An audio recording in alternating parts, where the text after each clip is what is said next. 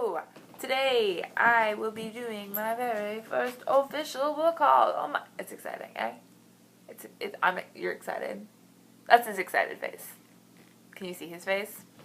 That's his excited face. I mean, it looks kind of like his confused face, and his happy face, and his sad face, and his I'm hungry face, but it's his excited face, I swear. Can you sit there quietly while I talk? Yeah? Okay. So the first 3 books I bought with a gift card, so it's not like I actually bought them, so it's completely fine. My aunt sends me a gift card for chapters every Christmas, and these are the 3 books I got with said gift card. Yes, Max. With said gift card. The first one is Hollow City, which is the sequel to Miss Peregrine's Home for Peculiar Children. I read the first one a couple years ago, so I'm kind of fuzzy on the details of everything that happened, but I love the first one. My only critique of the first one was that I didn't really like the ending and felt it was kind of rushed and weird. So I'm super excited to continue on with the story and to see where it goes and see what happens. I'm probably going to have to reread the ending of the first one before I start this one.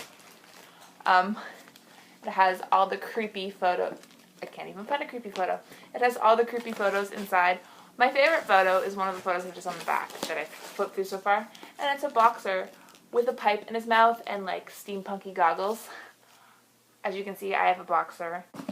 So the second one I'm super excited for, and that is Rags and Bones, New Twist on Timeless Tales. This is a collection of short stories edited by Melissa Marr and Tim Pratt. I don't know who Tim Pratt is, but Melissa Marr is one of my favorite authors.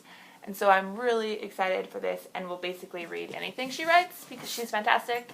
And what this is a collection of short stories of retellings of fairy tales or any other famous stories. Generally super excited for this on so many levels. The third one is, let me say it, the most exciting. I actually started reading this, which was a huge mistake because now it's all I want to read and I don't want to read for school, which is bad, but I'm not actually even that far into it. It's just I'm super obsessed with it, and that is S by J.J. Abrams and Doug Dorset. Actually, to open it, you had to like rip this little thing out, which stressed me out, so I put it here.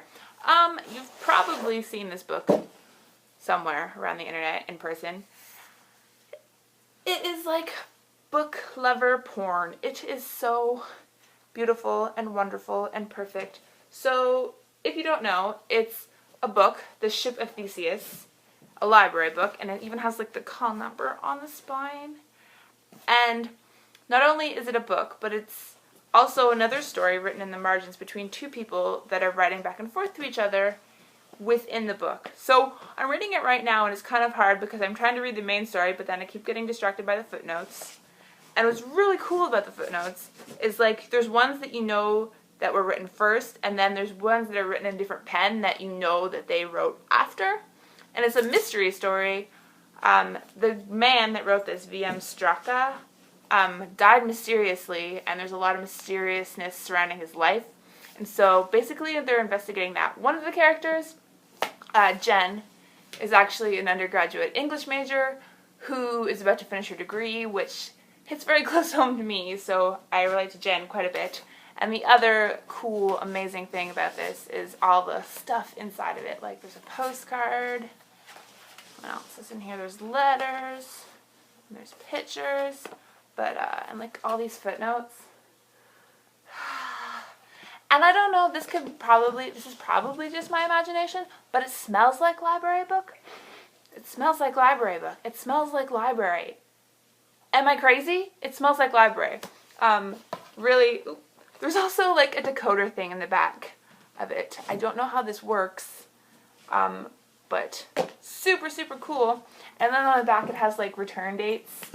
And I flippin' love this. It says, keep this book clean. Borrowers finding this book penciled marked, written upon, mutilated, unwarrantably defaced are expected to report it to the librarian. And then it's just full of things, then it's defaced. I love it so much. I think I'm only like 20 pages into it, but like so obsessed. I'm so obsessed. And I I like read the story and then I get taken in by the footnotes and then I go back and then I reread it. It's taking me a while to get through, which I'm fine with because I want to cherish and savor this forever, but book porn. I'm so excited to continue reading this. I'm worried that I'll lose the things in the middle. I'm going to stay where they are. But anyway, so those are the 3 books I bought with my gift card. And then I'm like, okay, no more books. This. I didn't have to pay for these ones. No more personal books. I have too many ahead. And then I discovered the wonderful, genius, beautiful website called Book Outlet, where you get awesome books for awesome prices.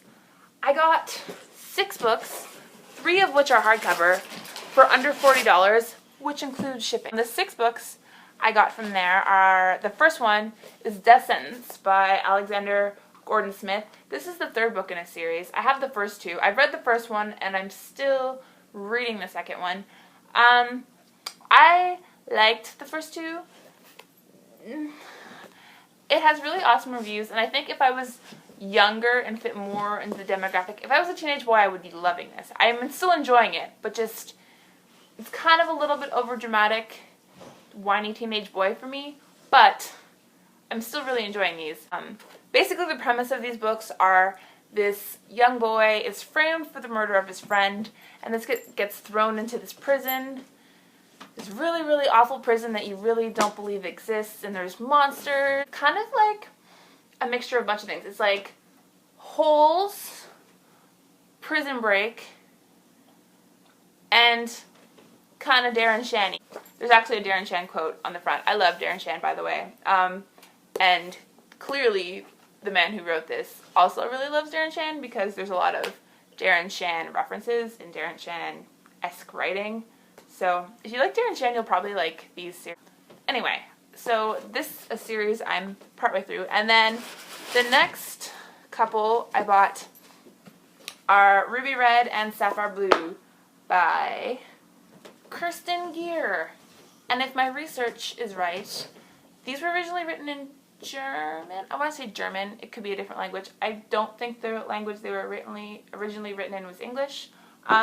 So this isn't a trilogy that you see a lot on the internet. They didn't have the 3rd one out in paperback. I don't think the 3rd one is out in paperback yet, but there's a picture of it on the back.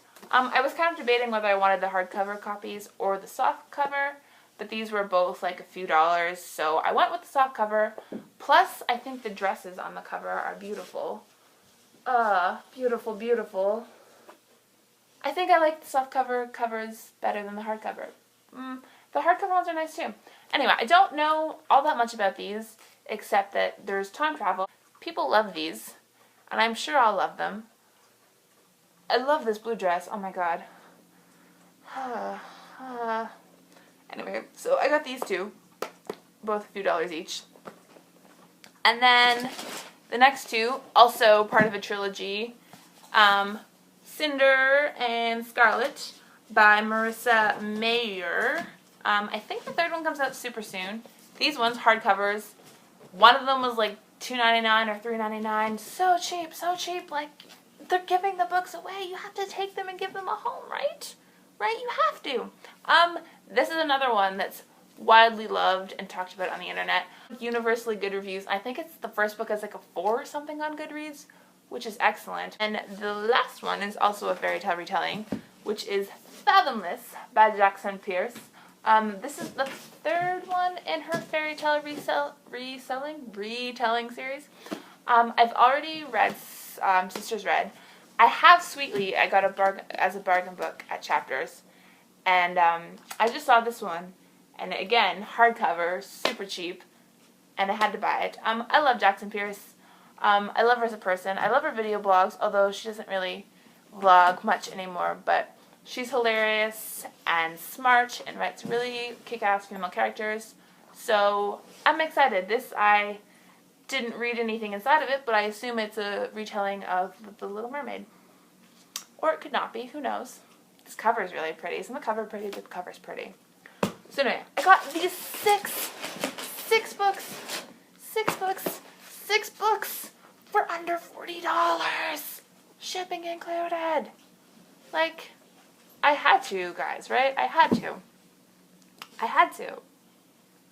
Just gonna go ahead and show these ones too. For my science fiction in the 17th century, 4th year special topics course. There's actually 6 books for this. So they're for my 4th year special topics class. There's actually 6 books I need for that course, but 2 of them were like a few dollars cheaper on Book Depository, so I ordered them from Book Depository.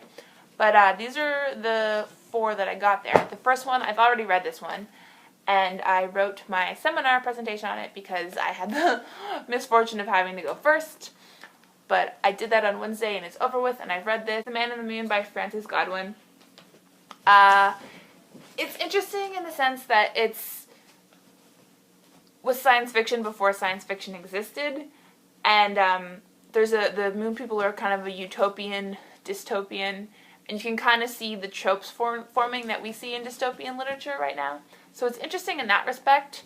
In the other respect, it was not that enjoyable to read. I read it twice all the way through, and then like a third time rereading it because I wasn't sure if I understood everything that was happening. The language is kind of hard to wrap your brain around. But anyway, so I finished reading this already. I don't know if I would recommend it or not. It was alright. It was fine. And the second one is Paper Bodies, a Margaret Cavendish reader, Blazing World. This is the one I actually should have started reading it by now, but because I was focusing so much on my seminar and rereading this, I didn't actually get a chance to start this one yet. But this is the next one I have to read. And then the next 2, I don't know what they're about, but it's Daniel Defoe, A Journal of Plague Year.